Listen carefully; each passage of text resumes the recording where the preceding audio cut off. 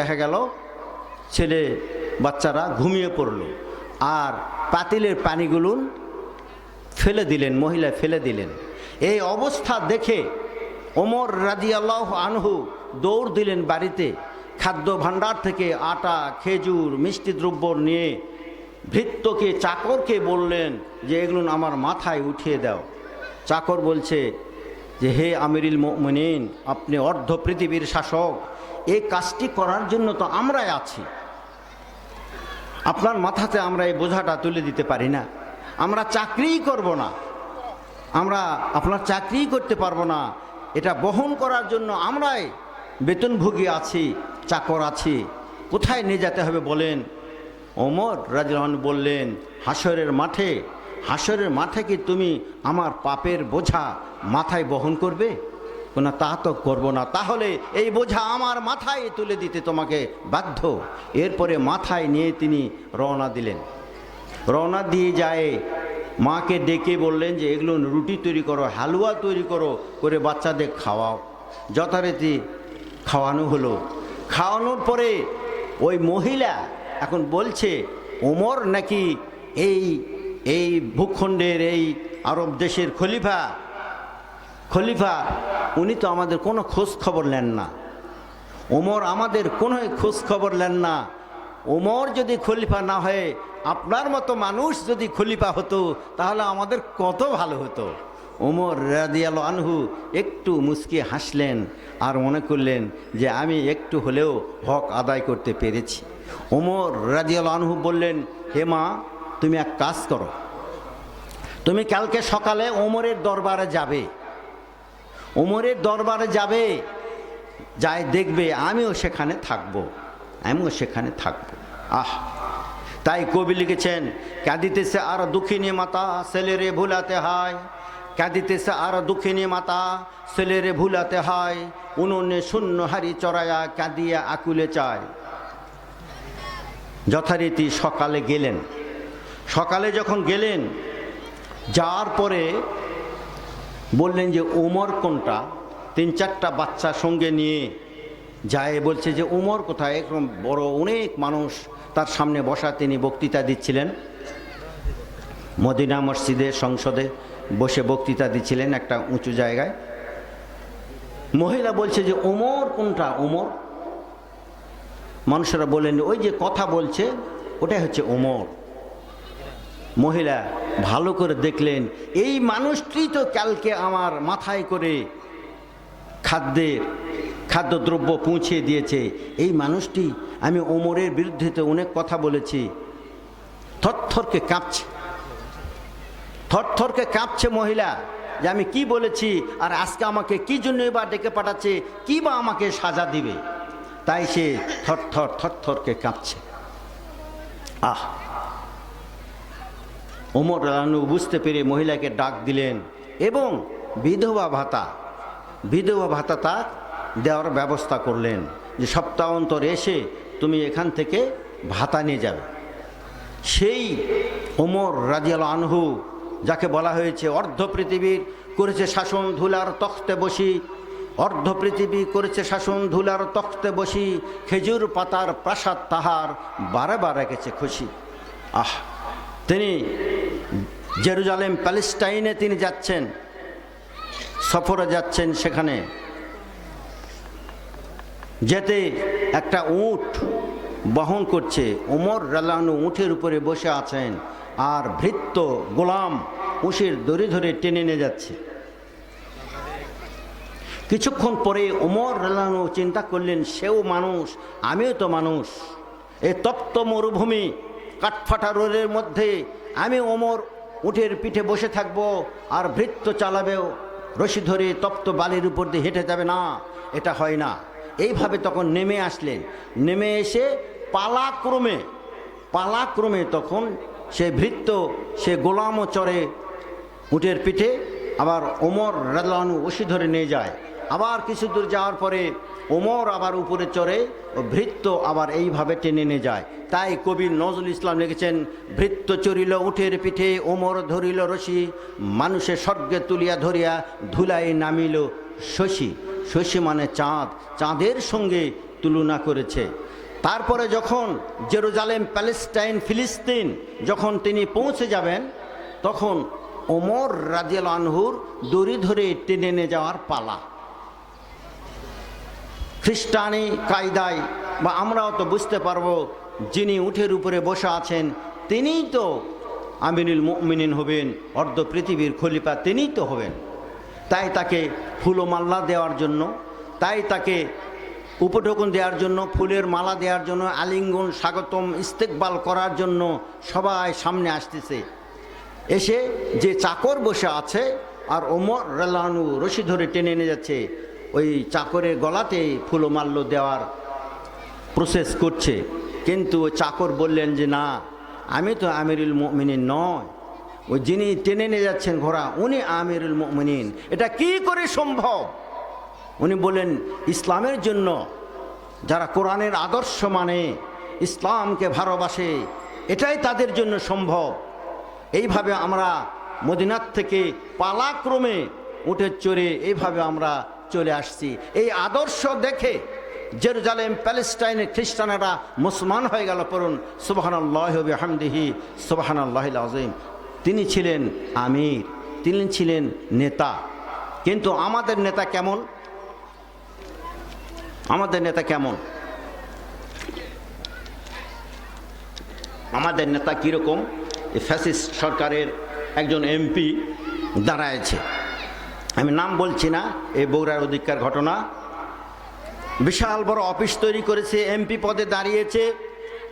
MP পদে দাঁড়িয়েছে তখন গ্রাম থেকে, গ্রামগঞ্জ থেকে মানুষ গিয়েছে কিছু টাকা নেওয়ার জন্য, তারপরে কাগজ নেওয়ার জন্য, দড়ি, আটা এগুলো কেনার জন্য। দেখি আমি এই পার্টি করি, তো আমি এই পার্টি করি, তো তার কাছ থেকে কিছু টাকা পয়সা বা তাকে আমরা ভোট দিব, এই মনে করে অফিসে গিয়েছে। পদপ্রার্থী এমপিও অফিসে আছেন। উনি বলছেন, বাবাজি আমি তো আপনাকে ভোট দিব, তো কিছু খরচা টরচা দেন। খরচা টরচা দিয়েছে। তারপর বলছে যে এই পোলাও পাক হয়েছে, পোলাও খেতে দাও।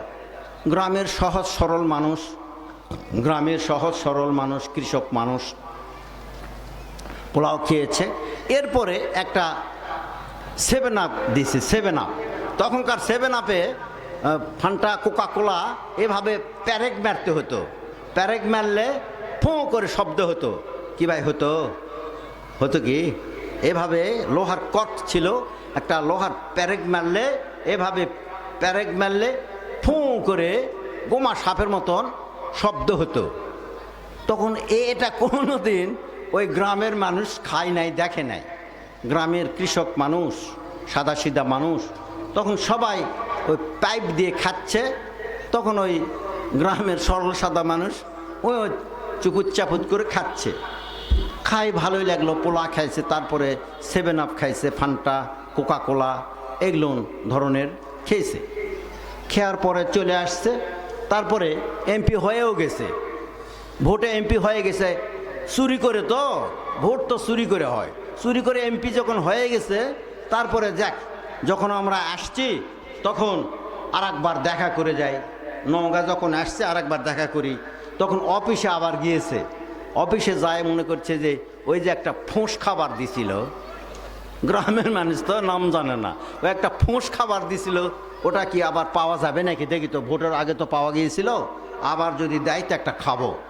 ওই অফিসে গিয়েছে, যায় দেখে এমপি বসে আস। করছে, বাবাজি আমি ওই যে গ্রাম থেকে আসছিলাম, বলগাছে ওদিক থেকে, তো এমপি তো তুমি হয়ে গেছো বা, ভোটও দিছি বা। ভোট তো দেওয়া লাগেনি, যাই হোক হয়ে গেছো, তুমি হয়ে গেছো। কে বা ওই যে ভোটের আগে আসছিলাম, কি যেন একটা বোতল খাবার দিছিলে বা, ফোঁস করে গোমা সাপের মতো ফোঁস করে উঠছিল, ওটা কি পাওয়া যায়? তখন হাসতেছে, সবাই হাসতেছে। তখন এমপি করছে, এই একটা আনে দে যা। ওকে আনে দিছে ফ্রিজের ঠান্ডা পানি। ফ্রিজের ঠান্ডা পানি যখন আনে দিয়েছে, তখন মুকুট দিয়ে, তখন এটা তো ভোটের আগেকার মতন তো স্বাদ হচ্ছে না। তো কি বা, এটা ভোটের আগে আসলাম, বোতল ফোঁস করে উঠলো, আর এই বোতলকে আমার ফোঁসও করলো না, স্বাদও তো ভালো নয়, খালি ঠান্ডা লেগেছে বা। খালি ঠান্ডা লাগছে, দাঁতত খালি ঠান্ডা লেগেছে। এমপি সাহেব বলতেছে এগুলো ভোটের আগে বোতল ফোঁস ফাঁস করে, ভোটের পরে আর এলা ফোঁস ফাঁস করে না। ভোটের আগে ফোঁস ফাঁস করে। কাজে আসুন, আমরা যে ভোট দেব, ভোট যে একটা আমানত, সমাজের বুকে যে অশ্লীল বেহাপনা লুট তারা যেগুলো হয় সেটা ডান হাতের শক্তি দিয়ে বাধা দিতে হবে। এতে সম্ভব না হলে কি মুখে বলতে হবে, তাও সম্ভব না হলে মনে মনে ঘৃণা করতে হবে। এটা হলো আজাফুল ঈমান, একবারে নিম্ন স্তরের একটা ঈমান। কাজেই আমরা ভোট দিয়ে ডান হাতের শক্তি ব্যবহার করে সমাজ থেকে অন্যায়, অশ্লীল, জাল, জুলুম এগুলো উৎখাত করতে হবে ভোটের মাধ্যমে। আসুন, আমরা আসতে আর 1-2 দিন পরে আমাদের মাঝে আসতেছে মাহে রমজান। আমার সময় শেষ হয়ে গেছে, আমাকে একটু 2 মিনিট আগে বলেন। আচ্ছা, আমাকে একটু বলেন। আর 2 দিন পরে আমাদের মাঝে কি আসতেছে বলেন? মাহে রমজান আসতেছে না? আল্লাহ তাবারক ওয়া তাআলা, আচ্ছা দেখেন, প্রত্যেকটা কাজের একটা উদ্দেশ্য আছে না ভাই? আজকে যে মাহফিল হচ্ছে এর একটা উদ্দেশ্য নেই? আপনার ছেলে মেয়েকে পড়াচ্ছেন, আপনার উদ্দেশ্য আছে না? আপনার মেয়েটা খুব মেধাবী, ভালো ছাত্রী, খুব ভদ্র শালীন, পর্দাতে চলে, বা আপনি বাবা মা চালান, আপনার ইচ্ছা মেয়েটাকে আমি অনেক কিছু শিখাবো, পড়াবো, বা ডাক্তার, ইঞ্জিনিয়ার কথাটা আমরা বেশি বাংলাদেশে বলি, একে আমি ভালো মতো অনেক উচ্চ শিক্ষিতা করে তারপরে আমি পাত্রস্থ করব, মেয়েটাকে বিয়ে দেব, বা ছেলেটাকে আমি এভাবে ডাক্তার, ইঞ্জিনিয়ার এগুলো কিছু একটা বানাবো। উদ্দেশ্য আছে না ভাই? বলেন, খুব ভালো করে বোঝেন। প্রত্যেকটা কাজের একটা উদ্দেশ্য আছে। আপনি ইরি ধান লাগাচ্ছেন, 30 মণ 25 মণ ধান হবে, তারপর কি কি করবেন আপনার বাজেট আছে, উদ্দেশ্য আছে। তো আল্লাহ তাবারক ওয়া তাআলার উদ্দেশ্যটা কি? এই যে 1 মাস আপনাকে এই শবে সাদিক থেকে নিয়ে সূর্যাস্ত পর্যন্ত অনাহারে রাখবে, খাওয়া চলবে না, ইন্দ্রিয় সম্ভোগ থেকে বিরত রাখবে। আল্লাহর উদ্দেশ্যটা কি? খুব ভালো করে বোঝেন ভাই, এটা বলে আমার সময় শেষ হবে, আমি কথা শেষ করে দেব। আল্লাহর উদ্দেশ্য হচ্ছে ইয়া আইয়ুহাল্লাযীনা আমানু কুতিবা আলাইকুমুস সিয়াম কামা কুতিবা আলাল্লাযীনা মিন ক্বাবলিকুম লাআল্লাকুম তাত্তাকুন। এই আয়াত দ্বারা রোজা ফরজ হয়েছে, কিন্তু কুতিবা আলাইকুমুস সিয়াম বলা হয়েছে রোজা তোমাদের উপরে আমি লিখে দিলাম। আপনি মাদ্রাসা মসজিদে দান করবেন, এমনি দান করলেন, এটা বেশি ভালো না আপনাকে লিখে দিলেন? কোনটা বেশি ভালো? লিখে দেওয়া ভালো না?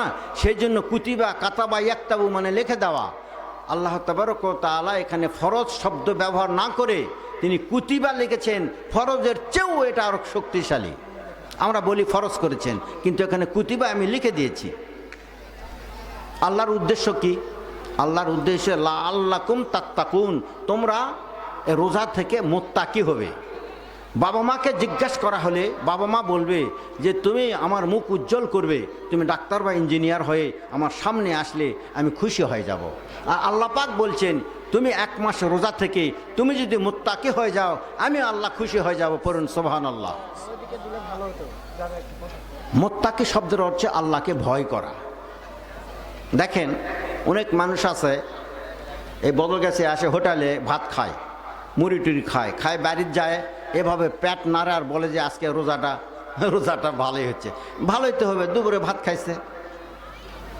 তাহলে রোজা থেকে আল্লাহ তাবারক ওয়া তাআলা বান্দাকে মুত্তাকি বানাবে। তো মুত্তাকিটা কি? মুত্তাকি হচ্ছে আল্লাহকে ভয় করবে। দেখেন, আমরা রোজা থেকে আর 1-2 দিন পরে যে রোজা হবে, রোজা থেকে আমরা কি কোনো কিছু খাই না। খেলে কি হবে?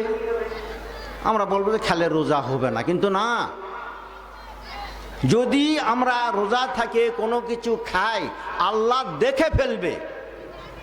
রোজা থেকে চুপে সারে যদি আমরা কিছু খাই আল্লাহ কি করবে? আল্লাহ দেখে ফেলবে। তো আল্লাহ রোজা থেকে মুড়ি খেলে, ভাত খেলে আল্লাহ দেখে ফেলবে। আর যদি মানুষের একটু আল ঝুরি, আল্লাহ দেখতে পাবে না। ঘুষ যদি খাই আল্লাহ, হ্যাঁ না কিছু একটা বলেন, রোজা থাকে যদি খিল দিয়ে ঘরত মুড়ি খায় নাকি হোটেলতে যে ভাত খায় আল্লাহ দেখতে পাবে। আর যদি আমি ঘুষ খাই আল্লাহ দেখতে পাবে না। আলাম করবার যায় মানুষের আল একটু ঝুরে আমার ভিতরে নিলাম, আল্লাহ আর দেখতে পাবে না। হ্যাঁ, ভেজাল দিলে দেখতে পাবে, ভেজাল দিলে দেখতে পাবে। এই প্রশিক্ষণ যদি হয়ে যায় যে রোজা থাকে কোনো কিছু খেলে যেমন আল্লাহ দেখতে পাবে, যে কোনো অন্যায় কাজ করলেও আল্লাহ দেখতে পাবে, সেই ভয়ে সেই কাজটি যদি না করে তাকে বলা হয় মুত্তাকি। আর মুত্তাকির জন্য আল্লাহ তাবারক ওয়া তাআলা বেহেশতের দরজা খুলে দিয়েছেন। পড়ুন সুবহানাল্লাহি ওয়া বিহামদিহি সুবহানাল্লাহিল আযীম। মুত্তাকিটা কাকে বলে? শেষ সময় আসছেন উনি। মুত্তাকি বলে আল্লাহকে যে ভয় করে। আমি আরব দেশের একটা ছোট্ট একটা ঘটনা বলে শেষ করে দিচ্ছি। এটা ফাজিল ক্লাসে আমরা আরব দেশের একটা ঘটনা পড়েছি। অর্থাৎ একটা চোর তার এই রকম ছেলে 7-8 বছরের একটা ছেলেকে নিয়ে চুরি করতে গেছে। মনে করেন পটল জাতীয় বা করলা জাতীয় জিনিস চুরি করার জন্য গিয়েছে। যাওয়ার পরে ওই ছেলেকে কি করছে, ও 3 মাথায় দাঁড় করে রাখছে আর বলছে যে দেখো আমি এলা চুরি করছি, কেউ জানে দেখে না, আমি চুরি করছি, কেউ যদি দেখে তাহলে তুমি আমাকে বলবে যে আব্বা দেখিচ্ছে, একথা বলবে। ও মনে করেন পটল চুরি করেছে, ছেলেকে আইলের মাথায় বসে রেখে পটল চুরি করেছে। কিছুক্ষণ পর ওই 7-8 বছরের ছেলে বলতেছে আব্বু আব্বু দেখিচ্ছে। চোরের মন পুলিশ পুলিশ না, 5টা চোর আর একজন যদি বলে কে রে, তাহলে দৌড় মারবে। বাচ্চাকে ছেড়ে দৌড় মারতে পারতেছে না, তাহলে কে দেখিচ্ছে? দৌড় মারে বাচ্চার কাছে আসে বলতেছে এ কে দেখিচ্ছে, কে দেখিচ্ছে, কে দেখিচ্ছে। বাচ্চার কথা বলে না। আবার যায়, হয়তো ভয় টয় পেয়েছে, আবার যায় চুরি করতেছে। কিছুক্ষণ পর বাচ্চা আবারও বলছে আব্বা দেখিচ্ছে, আবার দৌড় মেরে আসে। এইবারে 3বারের বার যখন বলেছে যে আব্বা দেখিচ্ছে, তখন এসে একটা গাল চর মেরেছে। মেরে বলছে এই তুই বারবার বলিস দেখিচ্ছে, কে দেখিচ্ছে? ওই 8 বছরের বাচ্চা বলছে আব্বা দেখিচ্ছে, দেখিচ্ছে, মহান আল্লাহ তাবারক ওয়া তাআলা দেখিচ্ছে। সন্তান একবারে পাথরের মূর্তির মতন হয়ে গেল।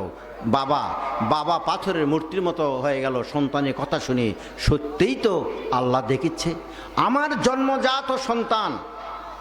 জন্মজাত সন্তান 8 বছরের ছেলে আমাকে যে জ্ঞান দিয়েছে, সত্যি সমস্ত ঘটনাটি তাকে খুলে বলা হলো এবং বলা হলো ভাই এই ঘটনাটা আমার কথা আর কাউকে বলো না, তবে এই ছেলের জন্য একটু দোয়া করি। বাবা এবং ওই ফসলের মালিক ছেলের জন্য দোয়া করেছে, আর ওই ছেলে ভবিষ্যতে আল্লাহর একজন ওলি হয়েছিল। পড়ুন সুবহানাল্লাহি ওয়া বিহামদিহি। কাজেই আল্লাহকে ভয় করা, আল্লাহকে ভয় করা এই সন্তান শিখেছে আল্লাহকে কেমন ভয় করতে হয়। যে কোনো কাজ আল্লাহ দেখতে পাবেন, এই ভয়ে ওই কাজটি না করার নামই হচ্ছে তাকওয়া, মুত্তাকি। এই আয়াতে আল্লাহ পাক এই মুত্তাকি শিখিয়েছে। এক জায়গায় গিয়েছি, তো অনেকে বলে না যে ইমাম সাহেব জোর করে বলে যে বলেন মৃত লাশ সামনে রেখে বলেন যে লোকটা ভালো ছিল, এরকমভাবে বলতে বলে। আমারও মামা মারা গিয়েছিল এই জায়গাটা, অনেকে বলছিল যে বলেন যে বা বলে গেছে, ওসিয়ত করে গেছে, হয়তো আমার মামাকে আপনারা চিনবেন, মিসবাহুল মাস্টার। যাই হোক, আমি বলি নাই, বরং ওখানে একটা ঘটনাটা বলেছি। ওই রকম একজন ইমামকে বলা হচ্ছে যে আপনি বলেন এই লোকটি কেমন ছিল। ইমাম তো বলে নাই, ওর অভিভাবক এসে বলছে বলেন তো লোকটা কেমন ছিল। সামনে খাটলি রেখে বলাচ্ছে বলেন তো লোকটা কেমন ছিল। এরকম কিন্তু বলা হয় না, কারণ যে দোয়াটা পড়া হয় আল্লাহ মাগফিরলি হাইয়ানা ওয়া মাইয়াতানা, হে আল্লাহ যারা মারা গিয়েছে যারা জীবিত আছে আল্লাহ সকলকে ক্ষমা করে দাও, বললেই তো হয়ে যায়। লোকটি ভালো ছিল, মানুষের সবারই তো কম বেশি পাপ আছে, আল্লাহ যদি ক্ষমা করে দেয় তাহলে তো যথেষ্ট। কিন্তু অনেক জায়গায় বলা হয় যে লোকটি কেমন ছিল। যাক, অনেক লোক সেখানে ও তার অভিভাবক এসে বলছে যে লোকটি কেমন ছিল, আমার বাবার লোকটি কেমন ছিল। যখন 2 বার বলেছে, 3 বার বলেছে, পিছন দিক থেকে বলতেছে যে সিমনা লোকটি কেমন ছিল, সিমনা ঠেলার জম ছিল। কি ভাই বুঝতে পেরেছেন? লোকটি কেমন ছিল? সিমনা ঠেলার জম ছিল। দেখবেন কিছু লোক আছে, এরা 3 বার ফসল করে, 3 বার করে কান্দা ঝরে, আলের মুখ ঝরে, কেটে কেটে বড় করে। এরকম লোক আছে ভাই আপনাদের পরিবেশে? আছে। ওর জন্য এটা ওয়াজ। আপনারা তো সবাই মুত্তাকি, পরহেজগার, নবী প্রেমিক, কোরআন প্রেমিক, আল্লাহ প্রেমিক, সেই জন্য তো আপনারা আসছেন। কোথায় মানুষ, কোথায়? এখানে সেখানে কয়েকজন মানুষ বসে আছে। আর এই অঞ্চলের বা এই অঞ্চলের আলেমেরা কথা বললে প্রধান, শুধু প্রধান বক্তা দূরত বসে আছে, সিগারেট খাচ্ছে, কেউ আবার চা খাচ্ছে, শুনিচ্ছে যে কখন আসবে। ওরা কিন্তু এশার নামাজও পড়েনি অনেকে। এই যখন প্রধান বক্তা আসবে তখন দেখবেন যে সবাই চলে আসতেছে, সবাই চলে আসতেছে।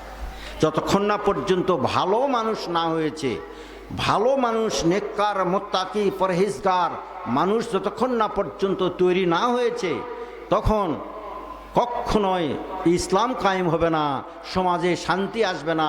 নেককার মানুষ হতে হবে, পরহেজগার মানুষ প্রতিষ্ঠিত হবে, তখন ইসলাম কায়েম হবে। ইসলাম কায়েম হবে সর্বস্তরে, তখন আল্লাহর রহমত নেমে আসবে।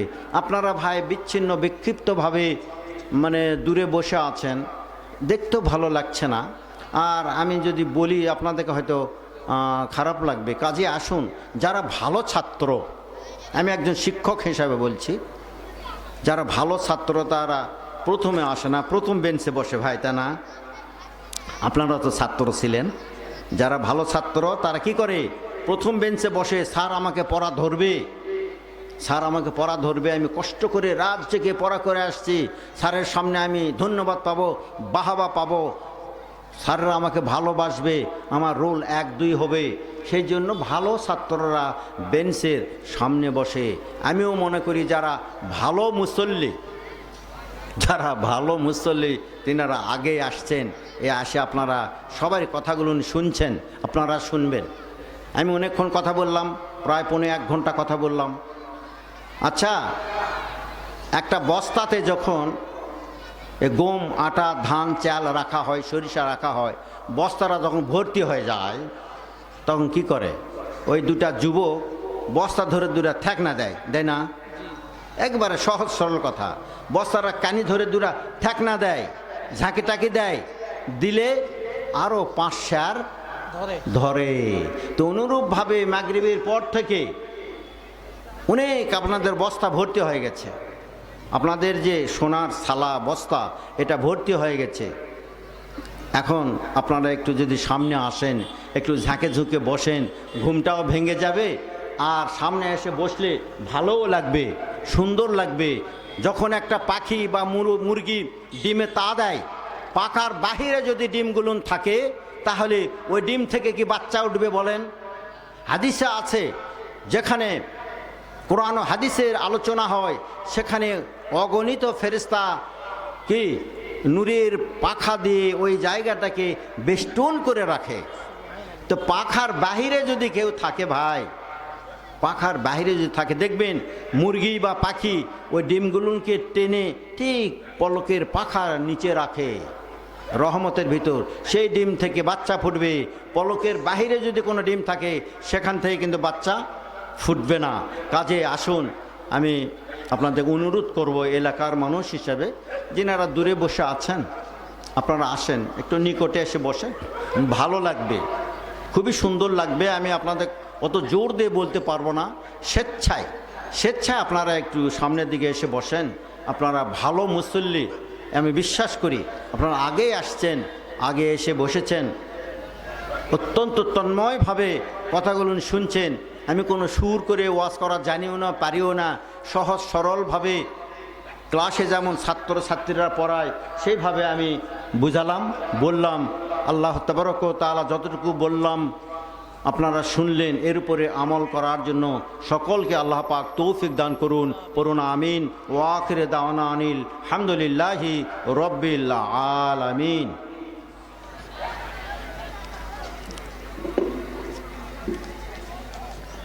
ধন্যবাদ মাওলানা আলহাজ মাওলানা মোহাম্মদ আব্দুল সত্তার দ্বিতীয় মেহমানকে আজকের মাহফিলে অনেক সুন্দর অল্প সময়ের মধ্যে অনেক সুন্দর অনেক তথ্যবহুল কথা বলেছেন, যা আমাদের অত্যন্ত জরুরি আমল করা। আর আমরা তিনার কথা আর জান্নাতের মধ্যে দুটি জিনিস এখন ডিফারেন্স করছে। একই হচ্ছে যা করেছি তার উপর আমল করতে হবে, আর দ্বিতীয় হচ্ছে আমাদের মৃত্যুবরণ করতে হবে। এরপরে আমরা জান্নাতের অধিবেশী হতে পারবো যদি আমরা এই কথাগুলোর উপর আমল করে দুনিয়া ছেড়ে কবরের জগতে যেতে পারি।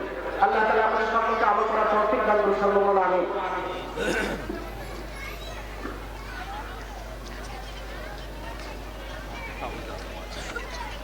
আলমগীর হোসেন সাইদুল আরবি, আলমগীর হোসেন এবং সাইদুল আরবি তোমরা যেখানে থাকো না কেন দ্রুত গতিতে মাহফিলের প্যান্ডেলে উপস্থিত হওয়ার জন্য অনুরোধ করছি। সম্মানিত উপস্থিতি, আজকে এই তাফসীরুল কোরআন মাহফিল বাদারগাছি দারুল কোরআন ইসলামী একাডেমির উদ্যোগে দ্বিতীয়তম তাফসীরুল কোরআন মাহফিল। এই প্রতিষ্ঠানটি 2020 সালে প্রতিষ্ঠিত হয়েছিল। এই প্রতিষ্ঠানের প্রতিষ্ঠাতা এবং পরিচালক হাফেজ মাওলানা হাফিজুর রহমান অত্যন্ত পরিশ্রম করে এই প্রতিষ্ঠানটি দাঁড় করিয়েছেন।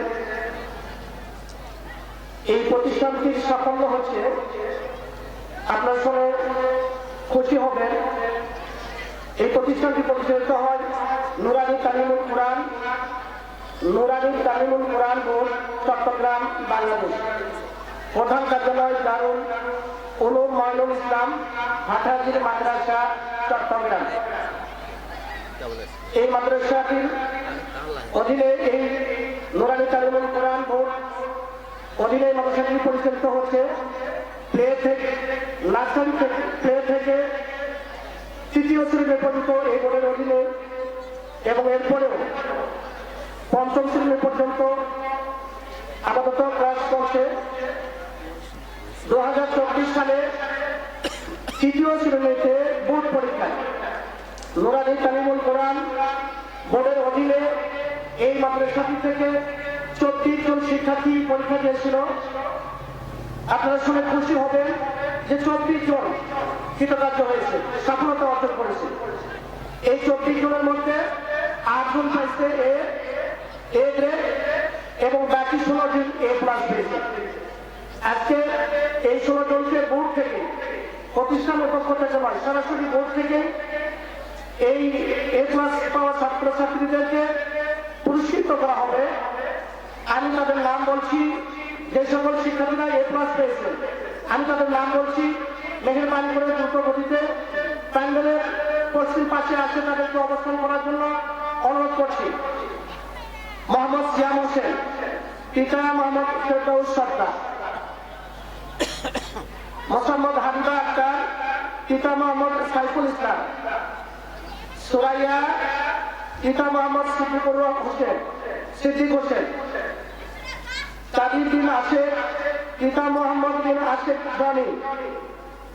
শাফি, পিতা মোহাম্মদ সুরজ হোসেন। রাফাত আল রাকান, পিতা মোহাম্মদ রাকিবুল ইসলাম অরাকি। মোহাম্মদ রেজওয়ান সাদিক, পিতা মোহাম্মদ জিয়াউর রহমান। মোহাম্মদ রিজওয়ান, পিতা মোহাম্মদ বিদ্যুৎ হোসেন। মোহাম্মদ আব্দুল কাদের, পিতা মোহাম্মদ আবুল কালাম আজাদ। নূর মোহাম্মদ, পিতা মোহাম্মদ সোহেল রানা। মোহাম্মদ আব্দুল আহাদ আব্দুল্লাহ, পিতা মোহাম্মদ নাইদ হায়দার। মোহাম্মদ হামিম হোসেন, পিতা মৃত ইলিয়াস হোসেন। মোহাম্মদ হুমায়রা আক্তার, পিতা মোহাম্মদ পলাশ হোসেন। মোহাম্মদ রিয়াদ হোসেন, পিতা মোহাম্মদ মালিক হোসেন। মোহাম্মদ আব্দুল ওয়াজিদ, পিতা মোহাম্মদ তুফান হোসেন। মোহাম্মদ কালিমুল ইসলাম, পিতা মোহাম্মদ আব্দুল সালাম।